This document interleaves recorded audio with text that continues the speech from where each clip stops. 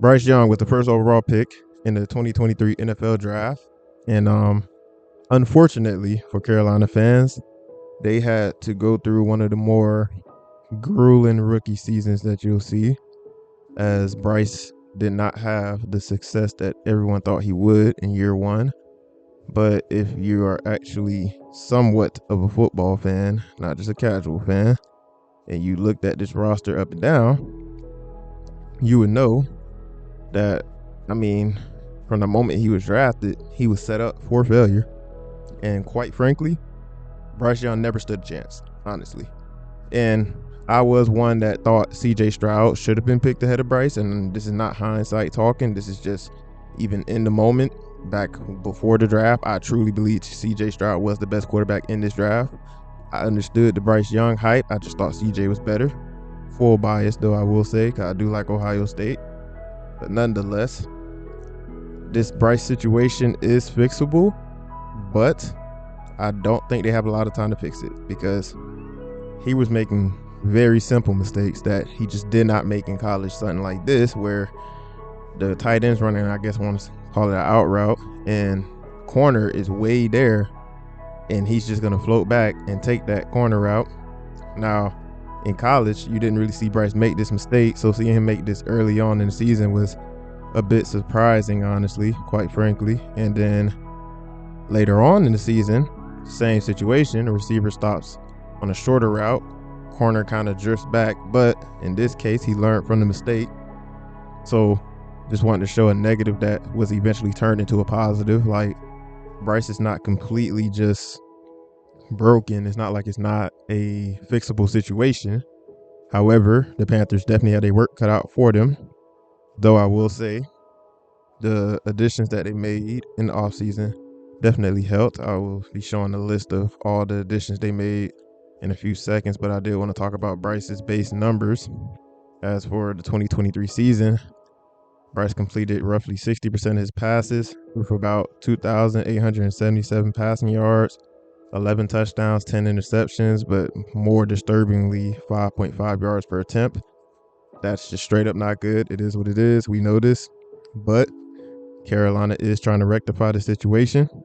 Now, they did add a lot of players, but I'm not really here to talk about the defense, though I will say A'Shawn Robinson's a solid pickup for the price, as well as Josie Jules, an underrated linebacker from Denver. That's solid pickups, as well as Fuller and Clowney.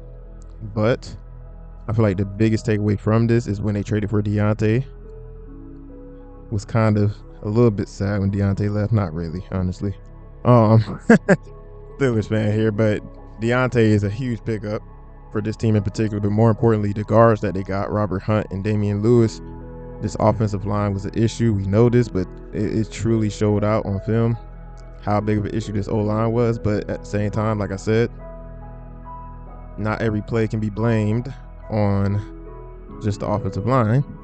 And this would be a prime example. Now, on this particular play, I'm not even sure who you want to blame. Do you want to blame the tight end for maybe not getting enough separation? Bryce for the decision? I don't know. But good Lord, was that an amazing play by Aiden Hutchinson. I don't even know how you can really be hot with that one, honestly. That was just I feel like that's more like 60% amazing play by Hutchinson, and then you can probably blame the other 40 on Bryce. And then this one is just a bad ball thrown behind the receiver. So, as I was saying, Bryce is not just completely blameless in this situation. Like, he definitely takes some of the blame. There was some accuracy issues, decision-making issues, but more importantly, he just didn't have a lot of time. But the one positive to take, if you're a Carolina fan, is that when Bryce played on time, on schedule, which is an underrated feat for a quarterback that people don't really take into consideration, is playing on schedule, playing on time, knowing where to look. When he played on time, man, he definitely showed flashes. Like, once again, this is not just a situation where the quarterback just looked bad the entire season, didn't show any flashes. Like, Bryce showed you a little bit. He showed you enough that if I was a Carolina fan, I wouldn't feel completely hopeless, because at the end of the day, they didn't really give him much to work with. But as I was saying, when he plays on time and he's really hitting his strides, in rhythm, like on a play like this, where the linebacker in the box, there's obviously the shorter route, which the linebacker stand in front of, but more importantly, the receiver who's going to break in, and Bryce is already winding up the throw. He's anticipating, which you want to see more of, obviously, but at least he is showing you that he is capable of making these throws. It's not like he's just straight up, what's his name? Jamarcus Russell, right? It's not that situation. Now, a play like this, once again, was the issue with Bryce all year. It wasn't necessarily him. It was the offensive line, which, once again, on a play like this, he is winding up to throw because he was making a decisive decision. But, I mean, tackle straight up got beat, and he's going to get this throw off with like a half a second before getting sacked for a touchdown. I mean, Carolina has to get Bryce playing in rhythm next year. That is like the most important thing about their entire season next year. 1,000%. You have to get Bryce in rhythm. Quick passing game has to be good because your deep passing game isn't exactly, you know what I mean? It's not working. It's not working. Not gonna lie, the deep passing game is just not gonna work. He takes too many sacks. He's under pressure almost every play. I mean, this is another one where once again he's gonna show a flash. You got the running back blocking what I assume is a linebacker, right?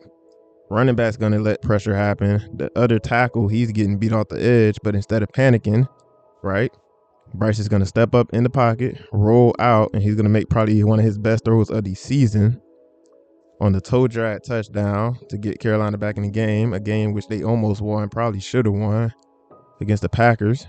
And once again, you just want to see flashes like that, as well as a play like this one.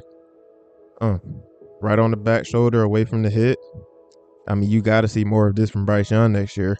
Like I said, I think the quick passing game is going to be crucial. Dave Canales is the new head coach. I want to say he brought his offensive coordinator with him. Can't think his name right now.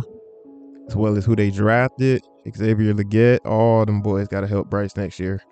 Legette's going to be huge. The tight end they drafted, Sanders. Who else? Brooks, the running back, also going to be a crucial piece.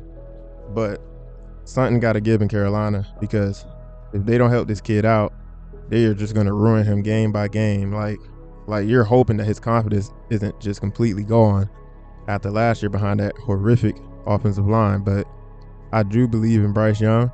I think he has a chance, but Carolina has to do right by him, because last year he never stood a chance.